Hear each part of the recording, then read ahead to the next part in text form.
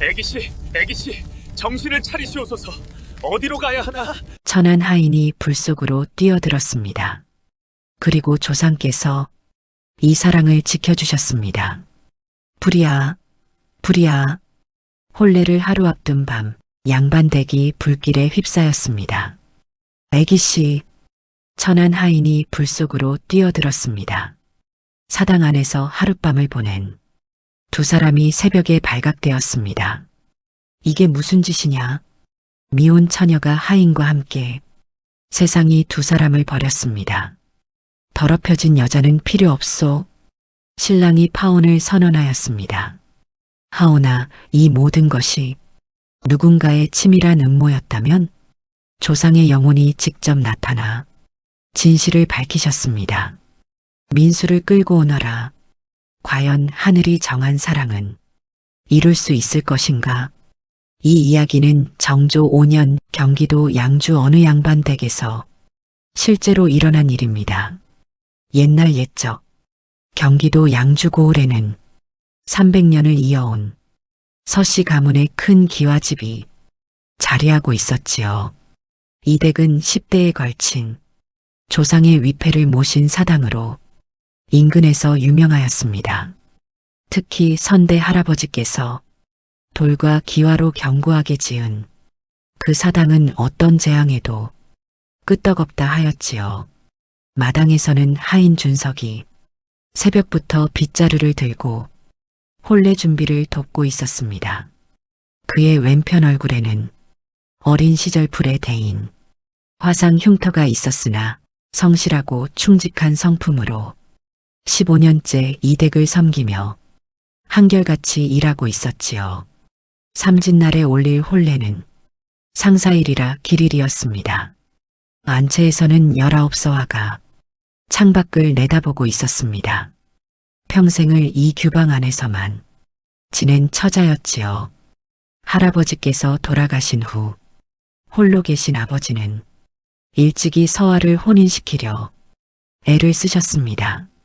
신랑은 이웃고을 민씨 집안의 도련님 민수로 학식이 깊다 하였으나 서화는 혼례 전까지 단 한 번도 제대로 얼굴을 본 적이 없었습니다.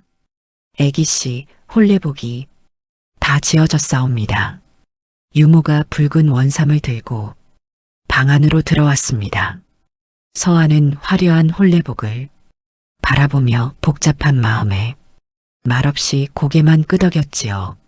문득 창밖에 보이는 준석의 뒷모습이 눈에 들어왔습니다. 어린 시절 서화가 다치면 약을 구해주고 무서운 밤이면 사랑방에서 지켜주던 이가 바로 준석이었습니다. 그날 오후 신랑 민수가 혼례 전날 예방차 댁을 찾았습니다. 장인어른 혼수 준비는 잘 되어 가옵니까? 민수는 예의 바르게 인사했으나 그의 눈빛은 차갑고 계산적이었지요. 그는 슬쩍슬쩍 집안의 재산 목록과 땅 문서 보관처를 살폈습니다. 사당 건물은 참으로 웅장하옵니다. 그렇소이다. 선대 할아버님께서 화재에도 끄떡없도록 돌과 기와로 튼튼히 지으셨지요. 민수의 눈빛이 번뜩였습니다. 한편 하인방에서 준석은 혼자 앉아 있었습니다. 내일이면 애기씨가 이 집을 떠난다는 생각에 가슴이 먹먹하였지요. 하오나 천한 하인의 신분으로 감히 양반 규수를 사모한다는 것은 있을 수 없는 일이었습니다. 혼례 전날 저녁 서화는 사당으로 향하였습니다. 조상께 혼례를 무사히 치르게 해달라고 기도하기 위함이었지요. 할아버님 서하옵니다. 내일이면 소녀도 출가하옵니다. 서하는 할아버지 위패 앞에 무릎을 꿇고 두 손을 모았습니다. 촛불이 흔들리더니 이상한 일이 벌어졌습니다. 할아버지 위패에서 은은한 푸른 빛이 새어나온 것입니다. 할아버님? 서화가 놀라 위패를 바라보았으나 곧 빛은 사라졌지요. 눈의 착각이었으리라. 고개를 저은 서화는 기도를 마치고 일어났습니다. 사당 밖에서는 준석이 밤새 지키고 서 있었습니다. 애기 씨의 마지막 기도를 그 누구도 방해해서는 안 된다는 마음에서였지요. 서아가 사당 문을 열고 나오자 준석은 공손히 고개를 숙였습니다. 애기 씨, 조심히 가시옵소서. 고맙습니다, 준석. 서아의 목소리에는 말할 수 없는 떨림이 담겨 있었습니다. 한밤중 담장을 넘어 검은 그림자 2개가 들어왔습니다. 민수의 하인 철수와 그 부하였지요. 도련님 분부시다. 신방에 불을 지르되 사당만은 건드리지 말라 하셨다. 땅 문서가 사당에 보관되어 있으니 하오나 사람이 죽사오면 어리석은 소리, 신부가 죽으면 재산은 모조리 우리 도련님께 돌아간다. 게다가 도련님께서는 이미 기생월선이와 도망칠 계획을 세우셨느니라. 2 사람은 신방이 준비된 별채로 몰래 다가가 기름을 뿌리고 불을 붙였습니다. 순식간에 불길이 치솟았지요. 불이야, 불이야. 하인들의 비명이 밤하늘을 찢었습니다. 가장 먼저 뛰쳐나온 이는 준석이었습니다. 애기씨, 애기씨께서 아직 안에 계시옵니다. 유모가 울부짖었습니다. 서아는 내일 입을 홀레복을 다시 한번 보려고 별채에 들어갔다가 갇힌 것이었지요. 애기씨, 준석이 외쳤습니다. 사람들이 준석을 붙들며 말렸습니다. 안 되느니라. 불길이 너무 거세다. 하오나 준석은 주저하지 않고 젖은 이불을 뒤집어 쓰고 불 속으로 뛰어들었습니다. 애기씨, 어디 계시옵니까? 연기가 자욱하여 앞이 보이지 않았습니다. 서아는 구석에서 기침을 하며 쓰러져 있었지요. 준석, 서아가 가늘게 불렀습니다. 천장에서 불타는 대들보가 떨어지려 하였으나 준석이 서아를 감싸며 피했습니다. 그의 등에 불똥이 튀었으나 개의치 않았습니다. 오직 애기씨만 구하면 되었으니까요. 준석이 서아를 안고 밖으로 나왔으나 불길은 이미 안채와 사랑채로 번지고 있었습니다. 어디로 가야 하나? 준석이 주위를 둘러보는데 이상한 일이 벌어졌습니다. 사당 건물만은 불길이 피해가고 있는 것이었지요. 마치 보이지 않는 손이 불을 막아내는 듯하였습니다. 불길이 사당 앞에 이르면 좌우로 갈라져 지나가는 것이 아니겠습니까? 저곳으로 준석이 서아를 안고 사당으로 달려갔습니다. 사당 문을 여니 위패에서 은은한 푸른 빛이 새어 나왔습니다. 들어오너라. 할아버지의 목소리 같았으나 환청인지 알 수 없었습니다. 준석이 서아를 안고 사당 안으로 들어가 문을 닫는 순간 밖에서 불길이 휘몰아쳤으나 사당은 끄떡도 없었습니다. 조상께서 지켜주시는 것 같았지요. 담장 너머에서는 사람들의 비명과 불 끄는 소리가 요란하게 들려왔으나 사당 안은 고요하고 평화로웠습니다. 사당 안 2 사람은 살았으나 위험은 계속되고 있었습니다. 서아의 홀레복은 물에 흠뻑 젖어 있었고 연기를 마셔 몸이 차갑게 식어가고 있었지요. 애기씨, 정신을 차리시옵소서. 준석이 서아를 흔들었으나 서아의 입술은 파랗게 질려 있었습니다. 이대로는 안 되옵니다. 준석은 알고 있었습니다. 젖은 옷을 그대로 두면 얼어 죽을 수도 있다는 것을요.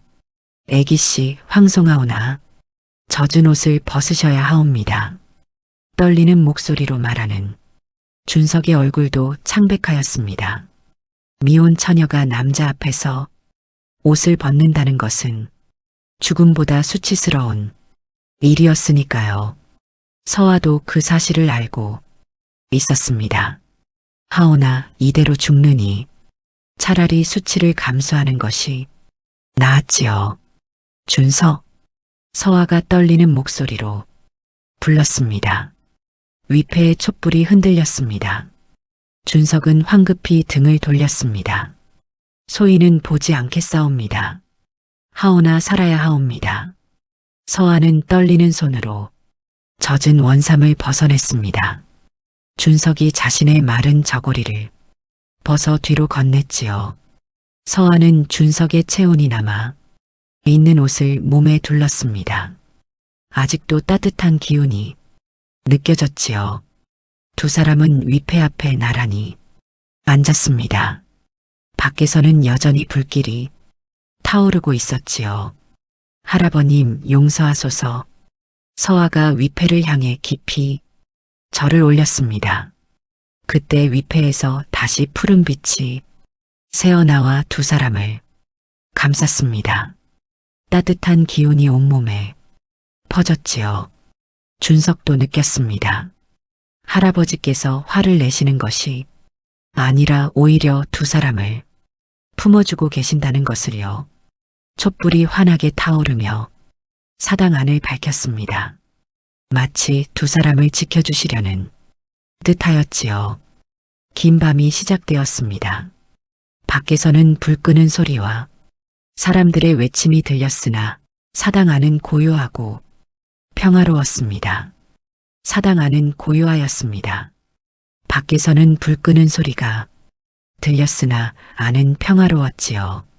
애기씨, 준석이 조심스럽게 불렀습니다. 준석, 서화가 작은 목소리로 대답했습니다. 소희는 15년 동안 이 댁을 섬기며 단 한순간도 애기씨를 잊은 적이 없었사옵니다. 준석이 떨리는 목소리로 고백했습니다. 하오나 신분의 차이를 알기에 감히 마음을 드러낼 수 없었사옵니다. 서화의 눈에서 눈물이 흘러내렸습니다. 저도 알고 있었어요. 준석의 마음을. 하오나 내일이면 애기씨는 준석의 목소리가 떨렸습니다. 그 혼례는 이제 없을 것이옵니다. 서화가 준석을 돌아보며 말했습니다. 집도 불탔고 저도 이미 더럽혀진 몸. 신랑 댁에서 저를 받아주지 않을 것이옵니다. 애기씨, 준석이 안타까워하며 불렀습니다. 하오나 소인 같은 천한 신분이 어찌 감히 신분이 무엇이옵니까? 서화가 조용히 말했습니다. 목숨을 구해준 은인이 바로 당신이옵니다. 촛불이 잔잔하게 흔들리며 두 사람의 얼굴을 비췄습니다. 위패에서는 은은한 빛이 계속 새어나와 두 사람을 감싸고 있었지요. 마치 할아버지께서 두 사람이 마음을 헤아리시는 듯 하였습니다. 두 사람 사이의 거리가 점점 가까워졌습니다. 애기씨, 이러면 안 되옵니다. 준석이 말했으나 서화가 준석의 손을 잡았습니다. 준석, 이미 세상은 저를 버렸어요. 혼례복을 입고 불에 타 죽었어야 할 몸이옵니다. 애기씨, 준석의 목소리가 떨렸습니다. 하오나 당신이 구해주셨어요. 목숨도 마음도. 서화가 준석에게 천천히 다가갔습니다. 위패 앞에 촛불이 환하게 타올랐습니다. 마치 길을 밝혀주는 듯 하였지요. 할아버님께서 허락하시는 것 같아요. 서화가 속삭이듯 말했습니다. 준석이 서화를 조심스럽게 껴안았습니다. 두 사람은 조상 앞에서 하늘을 증인 삼아 하나가 되었습니다. 사당 밖에서는 불길이 점차 잦아들고 있었으나 사당 안에서는 새로운 불씨가 타오르고 있었지요. 촛불은 새벽까지 꺼지지 않고 환하게 타올랐고 푸른 빛은 두 사람을 따뜻하게 감싸고 있었습니다. 할아버지께서는 두 사람의 사랑을 축복하고 계신 것이 분명하였습니다. 동이 트자 불은 거의 다 꺼져가고 있었습니다. 집은 대부분 재가 되었으나 사당만은 온전하였지요.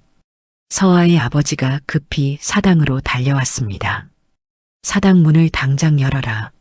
아버지의 목소리가 떨리고 있었습니다. 사당 문이 천천히 열리자 사람들은 경악하였습니다. 서아와 준석이 함께 있었던 것입니다. 서아는 준석의 저고리를 걸치고 있었고 준석은 우통이 드러난 채 서 있었지요. 이게 대체 무슨 꼴이냐? 아버지가 노호하며 소리쳤습니다. 아버님. 서아가 고개를 깊이 숙였습니다. 마을 사람들이 수군거리기 시작했습니다.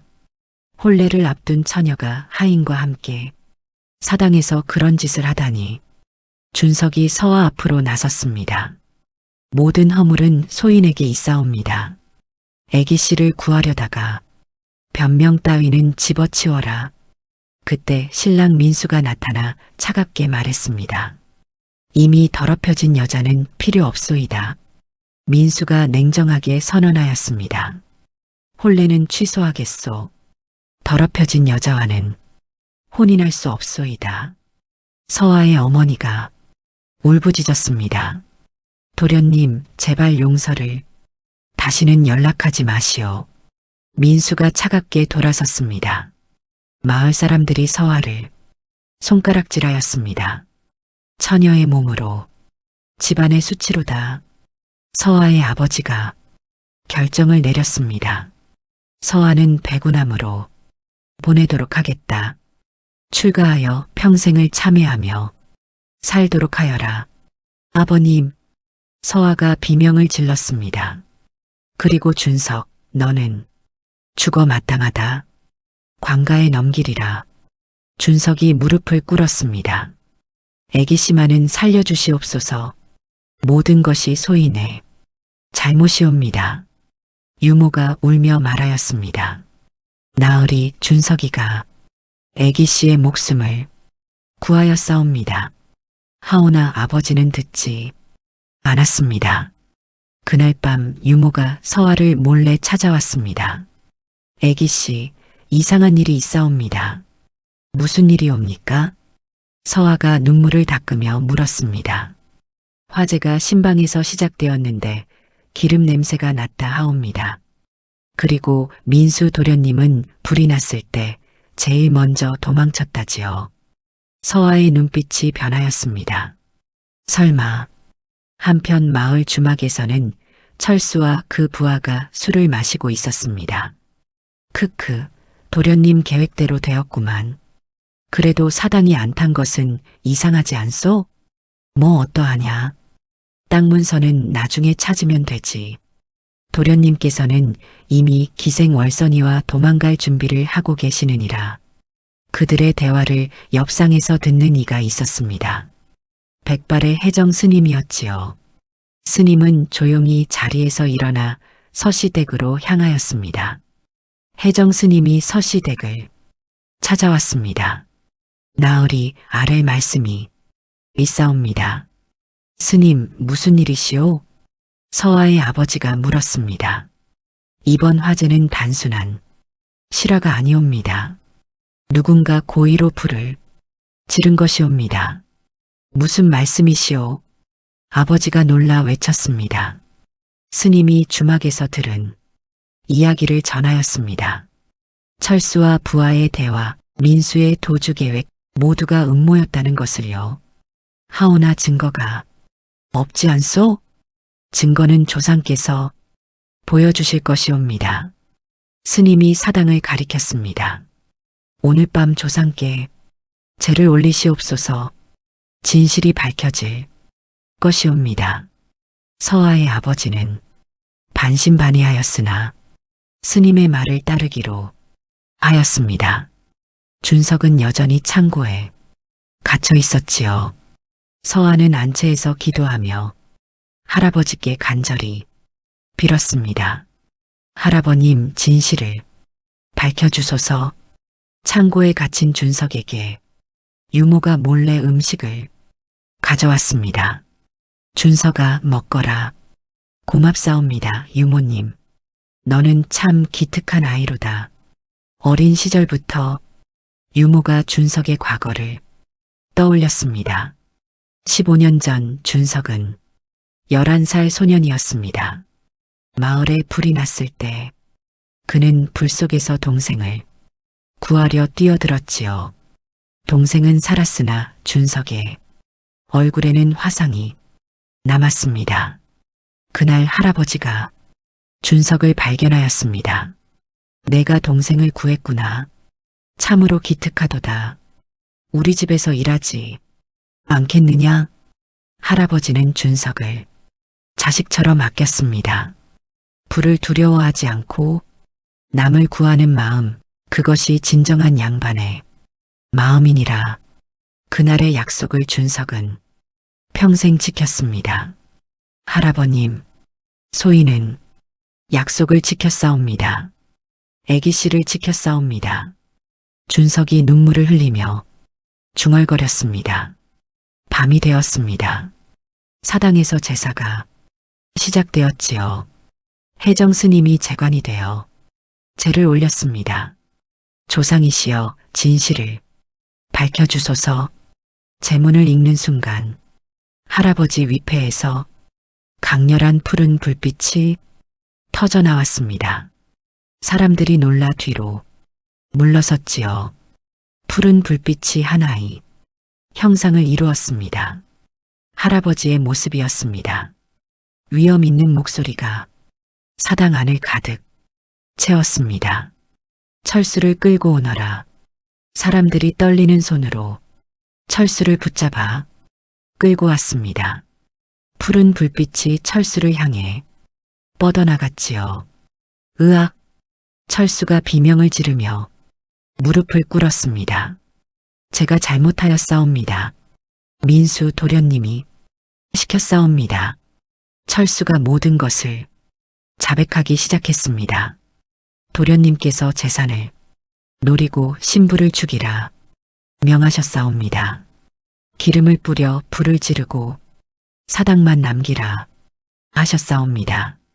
땅 문서가 사당에 있다 하시며 그리고 기생월선이와 도망갈 계획을 세우셨사옵니다. 모든 진실이 밝혀지자 사람들이 경악하였습니다. 할아버지의 영혼이 다시 말씀하셨습니다. 민수는 처음부터 재산만 노렸을 뿐이니라. 하늘이 불을 내려 그 혼인을 막은 것이니라. 서아의 아버지가 무릎을 꿇고 울었습니다. 할아버님, 소인이 잘못 보았사옵니다. 할아버지의 영혼이 말씀을 이어갔습니다.